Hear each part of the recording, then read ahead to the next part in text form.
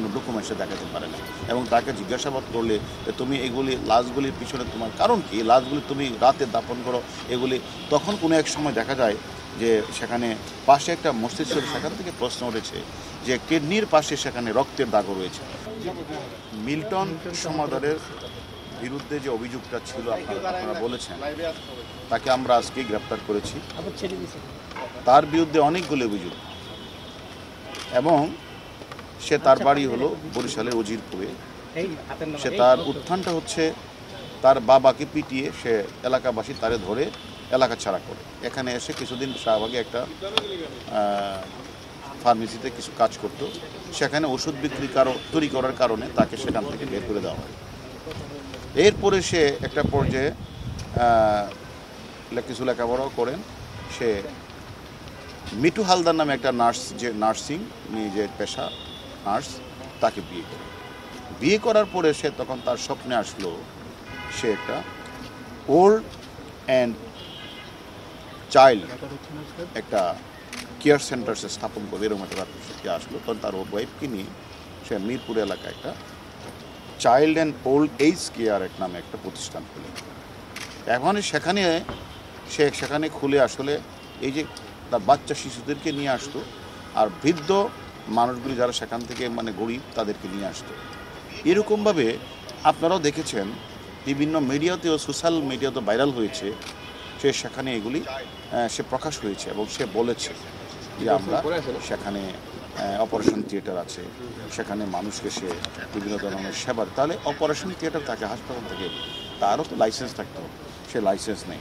সে বেশিরভাগ কারণে সে রাতে লাশ দাফন করে। তখন তাকে জিজ্ঞাসাবাদ করা হলো যে আপনি রাতে লাশ দাফন করেন কেন? সে বলে যে আসলে না হলে তো মানুষ আমাকে বিভিন্ন প্রশ্ন করে, এটা সে উত্তর দিয়েছে। এবং আশ্রমে বৃদ্ধদের চিকিৎসা দেওয়া হয় না বলে গণমাধ্যমে এসেছে, সেটাও তাকে জিজ্ঞাসা করা হলো যে আপনি যে 30-25 লাখ টাকা খরচ করেন, টাকা পান কোথায়? এবং নিজেই ডেথ সার্টিফিকেট তৈরি করে ডাক্তারের সিল স্বাক্ষর জাল করে সে নিজেই মিডিয়ার কাছে শেয়ার করেছেন। এবং আমরা এটাও জেনেছি যে সে ইতিমধ্যে 900 লাশ দাফন করলেও 835 সালের সব কোনো গরমিল কোনো ডকুমেন্টসে দেখাতে পারে না।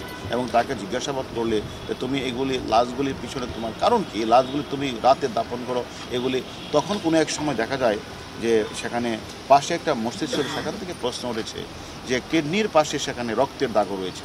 তাহলে তার বিরুদ্ধে অজস্র অভিযোগ, যে অভিযোগগুলি আমরা তাকে জিজ্ঞাসাবাদ করব যে লাশগুলি রাতে কেন উনি দাফন করতেন।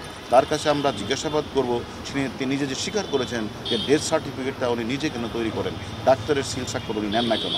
এবং সেটা একটা অনেকেই যারা তাদের অত একটা বাচ্চা শিশুকে দিয়েছে, অত বৃদ্ধ একটা মানুষ তার টর্চার দিয়েছে, যখন তার খোঁজখবর নিতে গেছে তাকে সে সেখানে টর্চার ছেলে তাকে কিন্তু পিটিয়েছে। এরকম আমাদের অভিযোগ আমরা পেয়েছি। যে সব কিছু মিলিয়ে তার বিরুদ্ধে অজস্র অভিযোগ আমরা পেয়েছি। এবং সে এই টর্চার সেলে সে বলেছে তার 2টা আশ্রম রয়েছে, একটা হলো সাপাত, একটা হলো সেখানে 500-700 লোক রয়েছে। কিন্তু সে খোঁজ নিয়ে জানা যাচ্ছে সেখানে 20-30 জন 40 জনের বেশি সেখানে লোক নেই। এবং আমাদের কথা হলো আমরা তাকে নিয়ে এসেছি এবং কিছু অভিযোগকারী রয়েছে, তারাও মামলা রুজু করবে।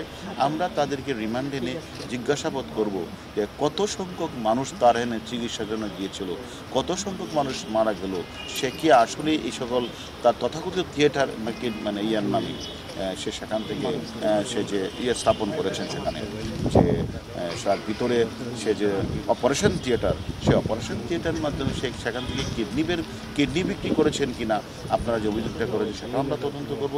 এবং কেন সে নিজে ডেথ সার্টিফিকেট নিজেই স্বাক্ষর দিয়ে তৈরি করেছেন, ডাক্তারের স্বাক্ষর কেন নেন নাই, সেটাও আমরা খুঁজে বের করব।